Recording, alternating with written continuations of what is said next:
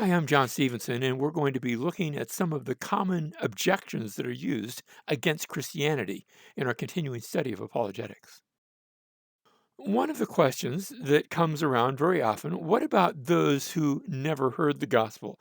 Oftentimes it's phrased, what about the man in Africa that grew up away from Christianity, never heard about Jesus or God? What is God going to do about that person? Now, the first thing that I always point out is that the one who's asking me this question, himself or herself, is not in that position. So it's a theoretical question. It's one of those in one sense it's one of those do you still beat your wife questions because it's assuming that certain people have never heard and therefore have no knowledge of the gospel and we talk about that but it's very clear that the person asking that question is not in that group, and so oftentimes they'll say, well, we'll answer that, but that really doesn't apply to you. What about when you have heard and you are responsible for what you've heard? What are you going to do about it? Let's talk about the question, those who have never heard. Now, first of all, we begin with just the presupposition that God revealed himself to mankind at the very beginning of creation, Genesis chapters 1, 2, and 3. We have God created the original man and woman, Adam and Eve, and he revealed himself to them, gave them instructions, gave them certain truths about himself and about the world in which they were living. So mankind started off with revelation. That's certainly the fact. And mankind rebelled against God and decided not to pursue, not to hold on to that revelation, but instead substituted the knowledge of God for gods of their own making. So that you see very early in history, people believing in a multitude of gods, people taking up the mantle of polytheism and worshiping a number of different gods. And yet, that's not the way they started. So that was a very deliberate movement away from God as he had revealed himself. And so, therefore, mankind is responsible because there was a time when all of mankind, of course, all of mankind originally only consisted of two people, but when all of mankind had understood the truth because they had been given to the truth, they had heard, and therefore, what they did to the ensuing generations is their responsibility. Next, I want to point out that all people have a basic understanding of God. Romans chapter 1, we've covered this in a previous episode, but let's go back and review it. Paul says, for since the creation of the world, that is, speaking of God's invisible attributes, his eternal power and divine nature, those are the two invisible attributes he's talking about.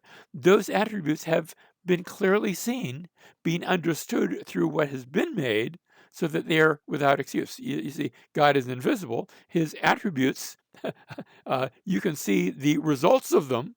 It's like looking at the wind. You can't see the wind, but you can see the results of it. You can't see God, but you can see the results of his eternal power and divine nature by what he has brought about. When you look at the things that can be seen, that is the created universe, whether it's through the telescope and looking at the stars and the galaxies, or looking through a microscope and seeing the cells and the DNA and the very minute. But it all shows the hands of the designer. And so therefore, notice, they are without excuse. The passage continues, verse 21, for even though they knew God, and they did, now that's not saying they knew him completely. I'm not sure that anyone knows him completely. In fact, I would suggest we don't. We know him based upon the way he has revealed himself, and he's revealed himself to us in part, but it's a sufficient part.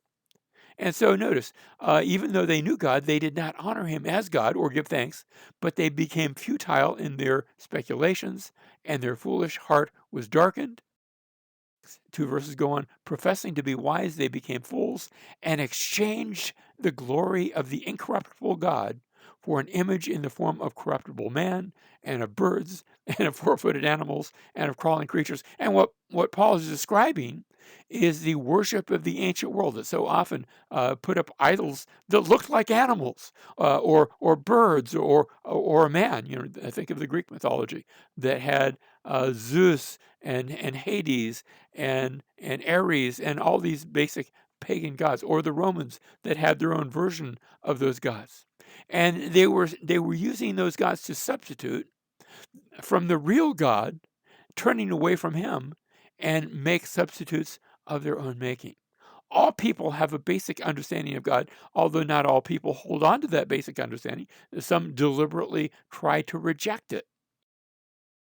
Notice next that God has also given specific revelation of himself. That's what the scriptures are. So not only is there general revelation in creation, but there is specific revelation where God has spoken to people. Not that he's spoken to every single person, but he has spoken in the Old Testament to the prophets, in the New Testament to the apostles, in the person of Jesus, and at times through special revelation. We have his scriptures. That's part of that revelation. And God has given that special revelation of himself. And not only that, he calls us to share that revelation with others. So you might have a copy of the scriptures and you say, what about the man in Africa? What about the man who's never heard? Well, you're called to go and take that message to that one who has never heard. And that process has been taking place, well, throughout history. When Jesus said, go into all the world and make disciples of all the nations, his disciples began to do that very thing, and his disciples are still doing that very thing today. By the way, when you come to that point, you can explain to that person that's making that objection, that they're taking part in that right now as the gospel is being shared with them so that they are without excuse. Notice also that people are judged on the basis of works. And you say, wait a minute, I thought we were judged on the basis of faith. Well, no, actually, we are judged on the basis of works. If you're not trusting in Jesus as your Lord and Savior, you're judged by your own works, and by your own works, you will be condemned. The good news is that if you trust him as your Lord, as your Savior, then you are trusting both in him, but notice you are judged on the basis of Christ's work that was done on your behalf. You're always judged by works. The question is, whose works? Are you going to be judged by your own works? That's bad news. Or are you going to be judged by the works of Christ that were done on your behalf, both his life, but also his death, burial, and resurrection? And if that's the case, then you are judged on the basis of his works on your behalf. And if you're judged on the basis of his works on your behalf, then you are declared to be righteous. And God judges you as if you were Jesus himself.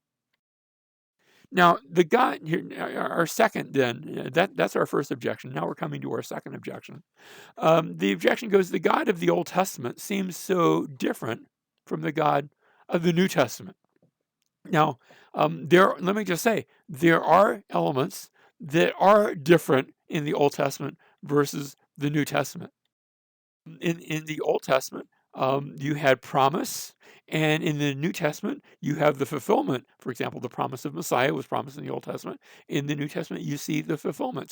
So yes, there are substantial differences. You have the Mosaic law given in the Old Testament, and in the New Testament, Jesus, who fulfills the law on our behalf, as we just said, now gives us his spirit so that we come to him not on the basis of all the rules. I'm not saying there's no more rules, but we approach God not on the basis of the rules, but on the basis of the relationship that Jesus has made with us. Now, let me just say, the Old Testament, there was a lot of grace in the Old Testament. And there are applications of the law in the New Testament. But at the same time, there is a difference, and that's true. It's to be expected. We believe that there are some differences. There was a focus in the Old Testament on the nation of Israel, and that's not to say that God never dealt with the world. He did. He did in places like Egypt, and I think of Rahab, the Canaanite prostitute, who said, "We heard about what that God did in Egypt. We've come to believe in him." Or times in the book of Daniel where Gentiles came into the story. But the larger focus throughout most of the Old Testament, it's true, was upon the nation of Israel, God preparing the nation to be that which would bring about the Messiah. And in the New Testament, you see, in the Old Testament, they were being brought to the Promised Land and brought to the temple and brought to that place in Jerusalem. In the New Testament, after Jesus had come and lived and died on the cross for our sins, and then rose again from the dead, he said to his disciples, "Go out to all the world and make disciples of all the nations." So yes, there is a different focus, and that's the nature of progressive revelation. That indeed has taken place. Another question we come up with, why don't we see miracles today like the ones claimed to have taken place in the Bible? That's a fair question, but when we ask that question, you have to remember that there were not miracles taking place every day of the week all throughout biblical times. Miracles were actually relatively rare. Were a number of times. Miracles in the Bible, they're relatively rare. They took place in a few specific seasons, and there are a few seasons. For example, in the days of Moses and Joshua, were a number of miracles that took place. The parting of the Red Sea, and Joshua commands the sun to stand still, and manna from heaven, and all sorts of things like that. But then after Joshua, they largely, not completely, but they largely stop for many hundreds of years. And you go for hundreds of years, very few miracles. That's not to say that God was on vacation. He wasn't. He was still answering prayer. But miracles, those signs, those very, very obvious signs that took place, they were in abeyance. They were not seen until the coming of Elijah and Elisha. And it's almost as though someone turned on the miracle spigot, and they come out in just bunches. Think about Elijah, who is calling fire down from heaven, and it comes down, or raising the dead. And then Elisha actually asks, "Can I have a double portion of your spirit?" And Elijah says, "Well, it's not mine to give, but maybe it'll happen." And he gives him a sign, and the sign takes place. And then in Elisha's ministry, again, you see miracle after miracle after miracle, all sorts of things taking place. But then after Elisha, again, they largely, not completely, but they largely halt. And again, for many hundreds of years, there are no miracles until the coming of Jesus and the apostles. And again, the miracles begin both with Jesus, but not limited to just Jesus. After his death, burial, and resurrection, his apostles also engage in miracles. But then again, there's a period where they slow up and largely, not completely, but largely disappear from the scene. And so they're not always seen, nor should we expect them always to be seen, because that's the way the Bible tells the story. So miracles are not contrary, and sometimes this has been charged that miracles are contrary to the laws of nature. No, that's not the case at all. Miracles are not contrary to the laws of nature. First of all, they don't happen all the time.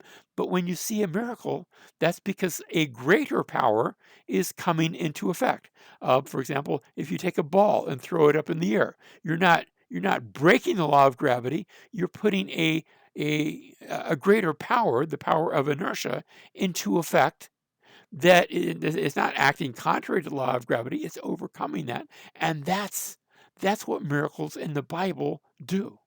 They overcome the natural way of doing things, the regular way of doing things, and occasionally, and those occasions have been fairly rare, spotlighted at three different times in history, where God, he put a higher law into effect. He put his own power into effect so that he would substantiate his revelation, the revelation that he was giving to people. Miracles then were a sign so that his word could be believed. But now that we have his word, for the most part, we don't need the miracles. I'm not saying they never take place, but I think they're quite rare. Now, I'm not saying that God doesn't answer prayer. I think he does. But that's not the sort of sign thing that we're talking about when we speak of miracles. Another question, does the existence of different denominations, and we'll make this our last question, does the existence of different denominations discredit Christianity? Think about all the different Christian denominations. Now, I'm not just speaking about other religious groups. We've talked about in another episode. But here I'm speaking of branches of Christianity, whether it's Baptist or Presbyterian or Roman Catholic or Eastern Orthodox. What about those different those different branches, those different denominations of Christianity? Let me say with regard to denominations that Christian denominations have a great deal of commonality. The big things, Christian. Now there are some cults that deny some of the big things. I agree with that charge, and I think those cults have gone in a bad way. But Christian denominations, they agree about the great many things. They agree that God exists and that He has revealed Himself to people, and they agree that the Scriptures have come forth. Sometimes they'll talk about what books belong in the Scriptures, but even there's a great deal of agreement in Matthew, Mark, Luke, and John, and the apostles and the prophets. And so there's a great deal of agreement that Jesus died and He rose again from the dead, and that His resurrection matters to us. The Christian denominations agree on all those things. Now, there are quite a number of areas where there are disagreement, but don't miss the much bigger area of complete agreement. Now, there are certain parts of the Bible that are very clear, and other parts that are less so. Where the Bible is clear, it's much easier to find agreement. Where the Bible speaks not quite so clearly, where maybe there's an obscure verse here or there, then it can be a little bit more difficult, and hence the opportunity for various views and for various disagreements. That's just the nature of Revelation. That's the nature of the Bible, really, of any document that has been written. Thirdly, I want you to see that the Bible speaks against Christians being divided.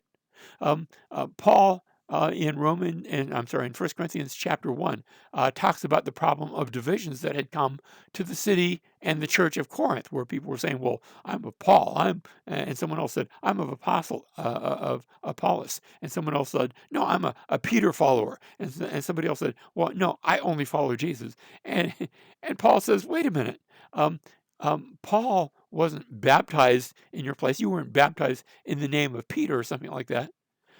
So that the Bible speaks against Christians being divided, and yet at the same time, it recognizes there are times when division is necessary. Sometimes just because of practical reasons. A church is here and not over there. So sometimes geography divides us, sometimes language divides us, but there are also times when our practices and even elements of our faith can be divisive as well. And that's not always a good thing. I'm not saying denominations are always good, but neither am I saying that they are always bad. There's a story that's told, probably apocryphal, of Wesley. Actually, I've heard it with a number of different famous people involved. But the way I first heard it was where John Wesley was having a dream that he had died, and he was standing outside the gates ready to go into heaven. And he called out and said, he asked the question, um, "Are there are there any Baptists here?" And the answer said, the answer came back, no.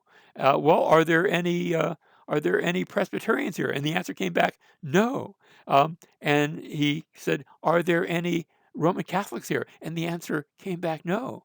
And by now he was getting perhaps a little worried. And so he said, are there any Methodists here? Of course, he was the founder of the Methodist Church. And again, the answer came back, no. And so now he asked the question, well, who is here? And the answer came back, Christians, Christians, Christians.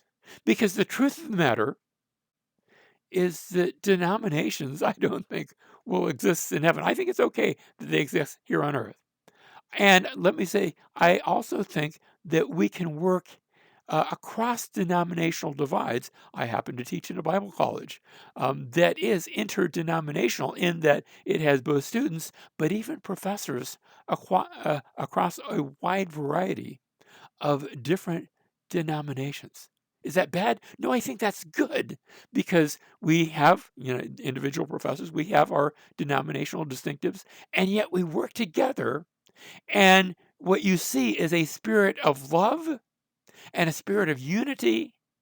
And I think that's a little bit like what we will see in heaven.